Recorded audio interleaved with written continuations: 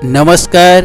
आज नवा खबर गुड़िक सहित आउ एक नवा भिडियो रे आपण समस्त को स्वागत। अमानिया सावधान, 10 रु गाड़ी जांच कोड़ाकोड़ी, रंगीन काच, साइरन और विकटाड़ शब्द हर्न थिले गणिबे तंड।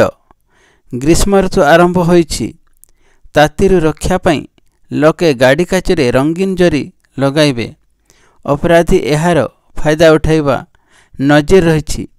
यहाकु दृष्टि रखी कमिशनरेट पुलिस आसंता 10 रु स्वतंत्र अभियान आरंभ करिबो।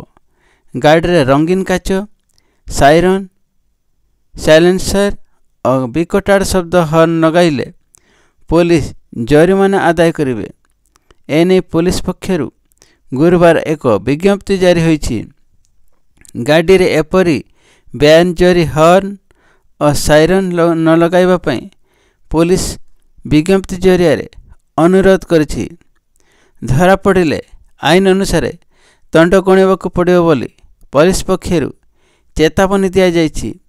गाड़ीरू एसबु जिनिस स्वेच्छाकृत भावे हटाई देवाकू पुलिस आयुक्त सुरेश देवत्तर सिंह परामर्श देइछन्ति। किछि दिन तले पुलिस विकटाड़ शब्द हर्न और साइलेंसर थिबा गाड़ी को धरिथिला। साइलेंसर और हर्न खोलिबा सह जरिमाना आदाय करथिला। एथिसह गाड़ी मालिकंको नारे मामला मध्य रुजु करथिला। आसंता 10 तारिखरु पुणी एही अभियान आरंभ करबाकू पुलिस पक्षर विज्ञप्ति जारी होइछि। पूर्वरु कोड़ाकाचकू पुलिस गोड़ाई धरिथिला। किछि वर्ष हेबो एहाकू बंद करी दिया जाइथिला। एही अभियान को पुणी आरंभ करबाकू पुलिस मन बढ़ाइछि, कारण कोड़ाकाच व्यवहार करी अपराधी खसीजिबा आशंका रही। गाड़ी भितर अनैतिक कार्य कराजिबा नजर रही। एपरि काच व्यवहार न करबा पई सर्वोच्च न्यायालयक निर्देश रही। रंगीन काच व्यवहार करी गाड़ी रे किछि लुचाई निया जाउथबा संदेह सृष्टि करुछि। नियम अनुसार गाड़ीर सम्मुख और डोर काचरे 70% आलोक पास करथिबा जरूरी। परवर्ती खबर। व्हाट्सएप रे 0 क्लिक स्पावेयर नहीं सतर्कता।